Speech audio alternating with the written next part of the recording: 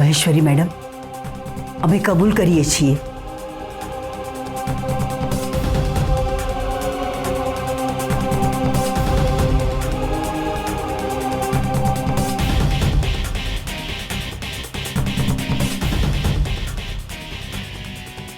અમે અમરબા, અર્જુનસિંહના પત્ની અને આ ઘરના વહુ મીનાક્ષીનું ખૂન અમે કર્યું છે.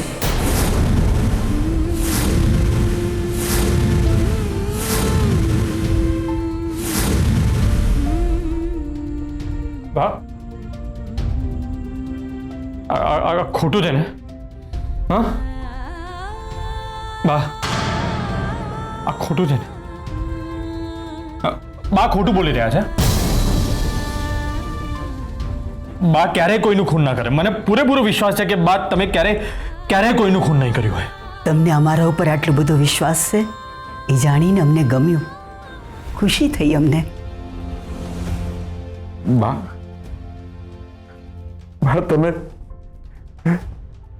તમે તમારા શબ્દો પાછા ખેંચી લો. બા, અમે હાથ જોડીએ છીએ તમને. બા, તમે તમારા શબ્દો પાછા ખેંચો નહીં તો વિખરાઈ જશે આ પરિવાર. પ્લીઝ, તમે તમારા શબ્દો પાછા ખેંચી લો. બા, તમને ખબર છે દિગ્વિજય, અમે અમારા શબ્દો ક્યારેય પાછા નથી લેતા. બા, હું ઘર છોડીને ગયો હતો ને ત્યારે પણ તમને નહોતો સમજી શક્યો અને આજે પણ નથી સમજી શક્યો. પણ એટલું સમજી શક્યો છું કે તમે કોઈનું ખૂન ક્યારેય ના કરી શકો.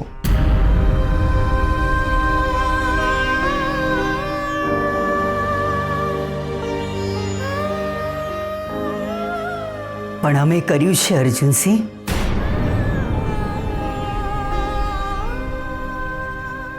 જે છોકરીએ તમારું જીવન બરબાદ કરી નાખ્યું, તમારું જીવવું ભારે કરી નાખ્યું, આ પરિવાર સાથે એણે વિશ્વાસઘાત કર્યો અને પરિવારની પ્રતિષ્ઠાને કલંક લગાડવાનો પ્રયત્ન કર્યો, એવી વહુને આ અમરબા ક્યારેય માફ કરે ના કરે અર્જુનસિંહ. ભૂલ થઈ મારી કે અમે છોકરી સાથે લગ્ન કર્યા, પણ એની આટલી મોટી સજા મને ના આપજો. બા, પ્લીઝ. બા, પ્લીઝ.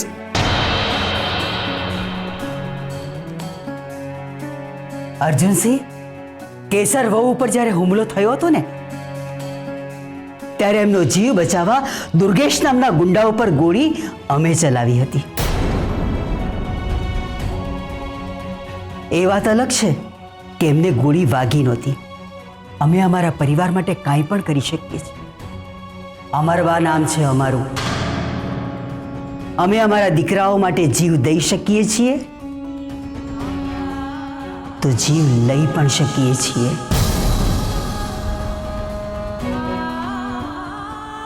અમારી પાસે બીજો કોઈ જ પર્યાય નહોતો. અમને જે સજા મળશે તે ભોગવવા અમે તૈયાર છીએ.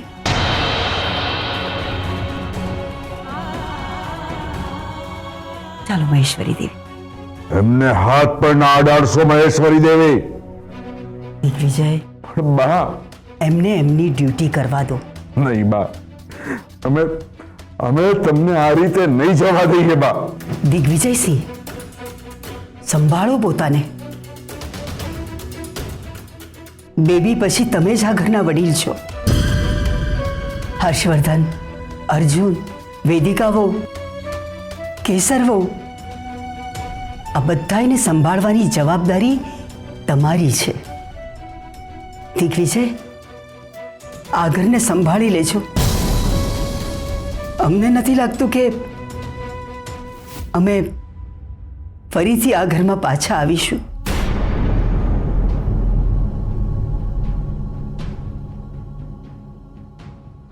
આવું ના બોલો બા, આવું ના બોલો.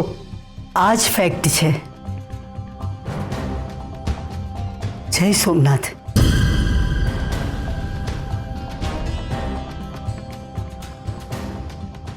ચાલો. બા, પ્લીઝ. બા, પ્લીઝ ના જાઓ. બા, પ્લીઝ ના જશો. બા, પ્લીઝ.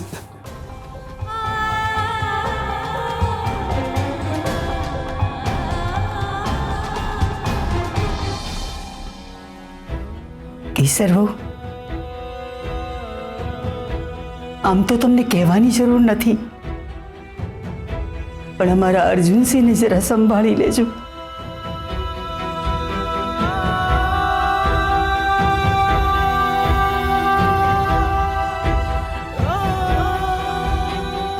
બા,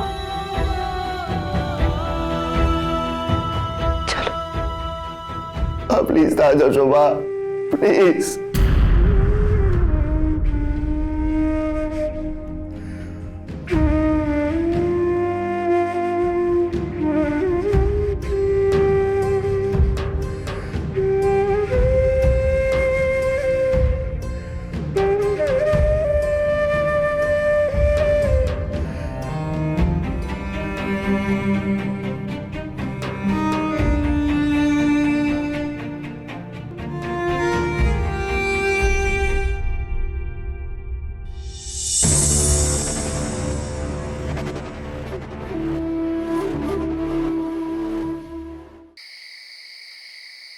મહેશ્વરી દેવી, બાની ધરપકડ કરવાની તમારી હિંમત કેવી રીતે થઈ?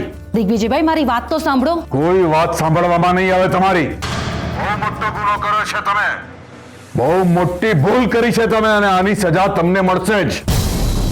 અમારી બાની ધરપકડ કરીને તમે અમારા અહમને ઠેસ પહોંચાડી છે. દિગ્વિજયભાઈ, મારી પાસે કોઈ બીજો ઓપ્શન નહોતો. મને ડાયરેક્ટ એસપી સાહેબનો ફોન આવ્યો હતો, એટલે મને તાબડતોબ એક્શન લેવી પડી. અને એમ પણ તમારા પરિવારના દુશ્મન ઓછા નથી, કોઈ ઉપરથી પ્રેશર કર્યું હશે. તમે તમારા સિનિયર્સના ઓર્ડર ફોલો કરી લીધા, હવે અમારો ઓર્ડર ફોલો કરો. હા ચોકસી સાહેબ, હું જાણું છું, પણ કંઈક તો રસ્તો હશે કે નહીં? તમે કંઈક પ્રયત્ન તો કરો જામીન માટે. તમે વકીલ છો યાર. આઈ નો કે આવા કેસમાં બેલ નથી મળતી, પણ જો ચોકસી સાહેબ, તમે છે ને મને કાયદો ના શીખવાડશો. હું એસીપી રહી ચૂક્યો છું. આઈ એમ સોરી, હું જરાક રૂડલી વાત કરવા લાગ્યો. આઈ એમ રિયલી સોરી, પણ તમે કંઈક પ્રયત્ન તો કરો પ્લીઝ. હા, હું ફોન કરું તો. શું થયું ભાઈ? ચોકસી સાહેબે જામીન માટે ના પાડી. મને ખબર જ હતી કે આમાં જામીન નહીં મળે. અરે એમ કેવી રીતે ના મળે? કોઈ પણ વકીલને ફોન કરો. ઉમેશભાઈ છે, એમને ફોન કરો. ગામમાં આટલા બધા વકીલ છે, આપણે બધાને ફોન કરીએ. અરે કોઈક તો જામીન અપાવવા માટે તૈયાર થશે ને ભાઈ. પ્લીઝ ભાઈ, આપણે બાને છોડાવવા પડશે. અરે ભાઈ, તમે તો કહેતા હતા કે તમારા કમિશનર સાહેબ સાથે સારા સંબંધો છે, તો એમને કહો, કેદારભાઈને વાત કરો, ગમે તે કરો ભાઈ, પણ પ્લીઝ બાને છોડાવો. 1 કલાક આપું છું મહેશ્વરી દેવી તમને. 1 કલાકમાં મારા બાને નહીં છોડ્યા ને, તો અમે અમારા માણસોને લઈને આવીશું અને જેલ તોડીને બાને લઈને જતા રહીશું. તો પછી તમારે એવું જ કરવું પડશે. શું? મારી ઈચ્છા હશે તો પણ હું એમને નહીં છોડી શકું, કારણ કે એમને પોતે ગુનો કબૂલ કર્યો છે. Arjun, don't panic. આ બધાનો હવે કોઈ અર્થ નથી. જો આમાં છે ને, બાએ પોલીસની સામે પોતાનો ગુનો કબૂલ કર્યો છે, અને ત્યાં પોતાનો ખૂન કરવાનો મોટિવ પણ ક્લિયરલી કહી દીધો છે. એટલે એ જ તો ફર્સ્ટ મને એ જ નથી સમજાઈ રહ્યું કે બાનો શું મોટિવ છે. મને કંઈ સમજ નથી પડી. બા મીનાક્ષીને મળવા ગયા હતા, કારણ કે એમણે મીનાક્ષીને અર્જુનભાઈના ડિવોર્સ પેપર ઉપર સાઇન જોઈતા હતા, જે મીનાક્ષીએ કરી પણ દીધા. એટલે આમ જોવા જઈએ તો અર્જુનભાઈ મીનાક્ષીના ત્રાસમાંથી મુક્ત થઈ ગયા. એટલે બાનો મોટિવ તો ત્યાં જ પતી જાય છે. તો પછી બાએ શું કામ મીનાક્ષીનું ખૂન કર્યું? ક્યાંક મીનાક્ષીએ અર્જુનભાઈને હેરાન કર્યા, એટલે બદલો લેવા તો નહીં કર્યું હોય ને? ના ના ના, બા ક્યારેય બદલો લેવા માટે કોઈનું ખૂન ના કરે. જો બાના મનમાં બદલાની જ ભાવના હોત ને, તો મીનાક્ષીને જીવતી રાખીને બદલો લીધો હોત. પણ આવી રીતે ખૂન તો ના જ કરે. અને મીનાક્ષીનું ખૂન કરીને પોતે જેલમાં જશે ને, આ વાતથી બા સભાન હતા. એટલે બા એટલા અણસમજુ તો નથી કે કોઈનું ખૂન કરી પોતાના ઉપર અને પોતાના પરિવાર ઉપર આટલી મોટી મુસીબત ઊભી કરે. રાઈટ ભાઈ, સાચી વાત છે તમારી. બા ક્યારે આવી મૂર્ખામી કરે જ નહીં. તો પછી બાએ જે ગુનો કર્યો જ નથી, એની કબૂલાત શું કામ કરી? કારણ કે મીનાક્ષીના મોબાઈલમાંથી અમને એક વિડીયો મળ્યો છે. વિડીયો? કેવો વિડીયો? કે એવું કંઈક સિક્રેટ છે જે બા જાણે છે પણ આપણાથી છુપાવી રહ્યા છે.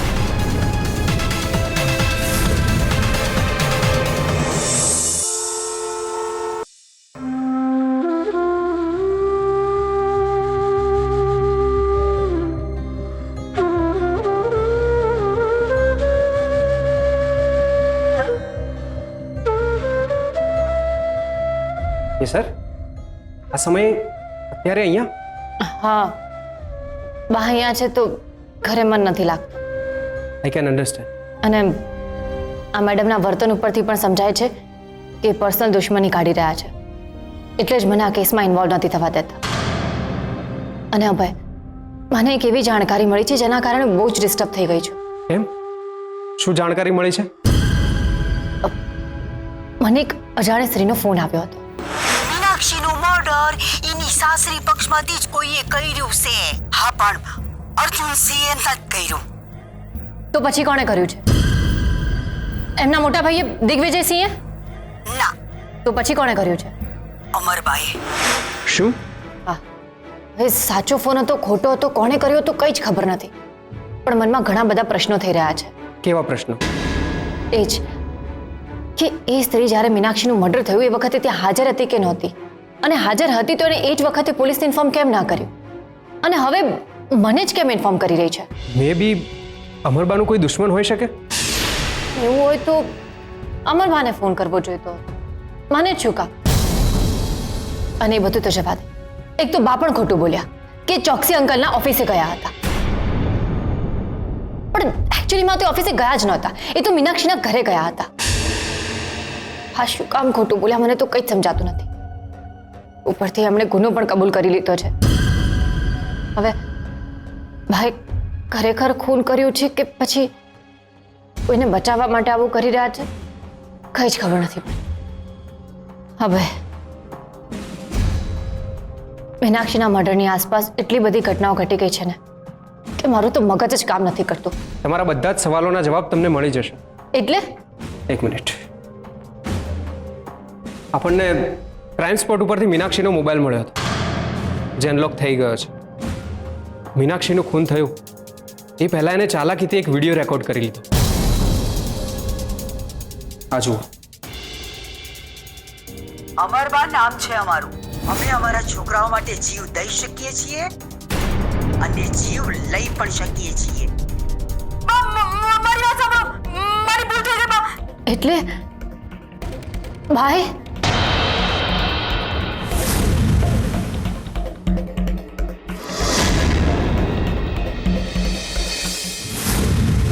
બાને અમે આવી રીતે જેલમાં નહીં જઈ શકીએ. કાયદો હાથમાં લેવો પડશે તો લઈશું, પણ બાને જેલમાંથી છોડાવીને જ રહીશું. બાની આગળ કોઈ નહીં, કોઈ નહીં.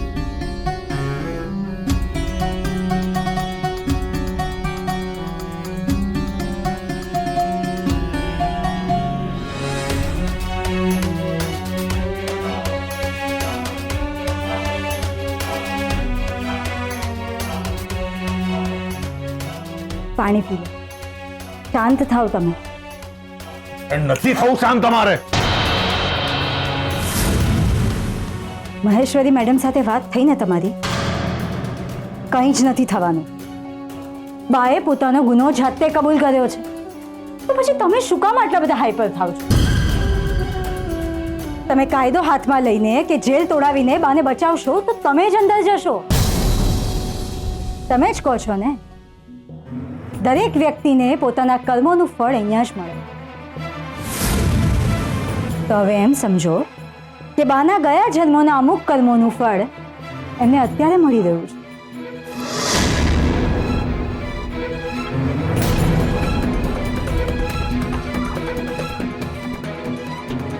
એ પણ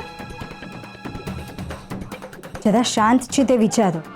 બા ઘરે નથી. આ ઘર પર આપણું જ રાજ ચાલશે. સેલિબ્રેટ કરવાની જગ્યાએ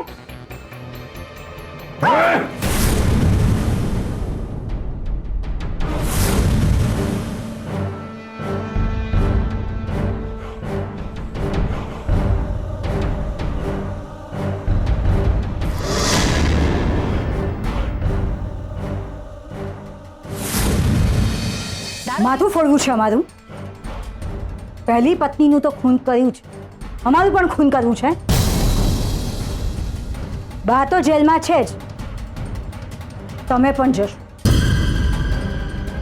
પછી શું કરશો?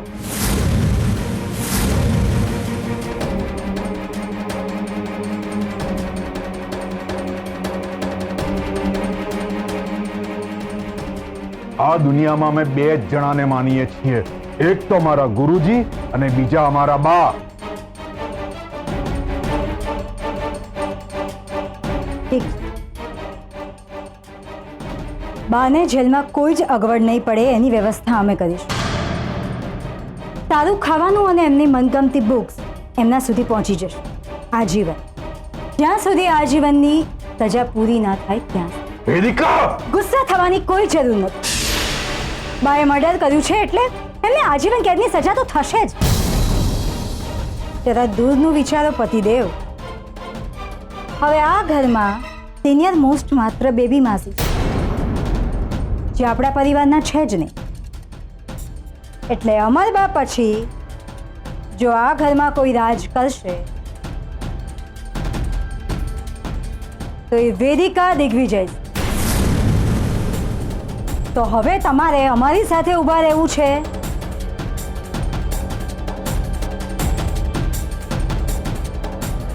કે પછી આખી જિંદગી બાના નામની માળા જપવી છે,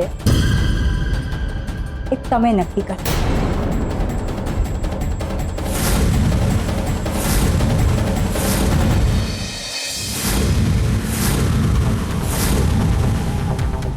મે આઈ કમ ઇન મેડમ? હું ના પડીશ તો પણ તું આવીશ જ ને.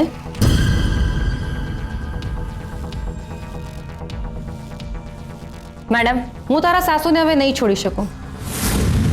મારા હાથમાં હવે કાંઈ જ નથી રહ્યું, કારણ કે એમને પોતાનો ગુનો કબૂલ કર્યો છે અને બીજું મીનાક્ષીના ફોનમાં વિડીયો રેકોર્ડિંગ મળ્યું છે. હા, મેં વિડીયો જોયો.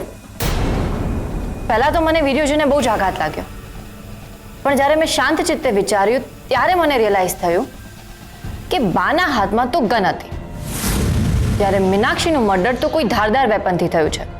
મીનાક્ષીની પોસ્ટમોર્ટમ રિપોર્ટમાં પણ એ જ આવ્યું છે ને. તો મેડમ, કંઈક તો ગડબડ છે. વેપન અને કલ્પ્રિટની કબૂલાત બંને મેચ નથી થઈ રહી. મેં તને ના પાડી છે ને કે મીનાક્ષી મર્ડર કેસમાં તારે માથું નહીં મારવાનું. તો નથી જ મારી રહી, ફક્ત કેસમાં જે ગડબડ છે એના તરફ તમારું ધ્યાન દોરી રહી છું. અને આનાથી તમને જ ફાયદો થશે. ધારો કે કાલે ઉઠીને આ કેસ કોર્ટમાં ગયો અને ત્યાં તમે આ વિડીયો રેકોર્ડિંગ રજૂ કરશો અને કહેશો કે કલ્પ્રિતે તો એનો ગુનો કબૂલ કરી લીધો છે, એણે જ ખૂન કર્યું છે. તો સામેવાળો વકીલ તો આ વિડીયો જોઈને તરત જ પ્રશ્ન કરશે ને કે કલ્પ્રિટના હાથમાં તો ગન છે, જ્યારે વિક્ટિમની ડેથ તો છરાથી થઈ છે. ત્યારે તમારી તપાસ ઉપર પ્રશ્ન ઊભા થઈ શકે છે અને તમારા વિરુદ્ધ એક્શન પણ લેવાઈ શકે છે. બરાબર ના પાડશો મેડમ. ક્યારેક ક્યારેક જુનિયરની વાત પણ સાચી હોઈ શકે છે. અને તમે જેની ધરપકડ કરી છે ને, એમનું નામ અમરબા છે. એ ફક્ત રાજગઢમાં જ નહીં પણ આખા ગુજરાતમાં સમાજ સેવા કરવા માટે પ્રખ્યાત છે.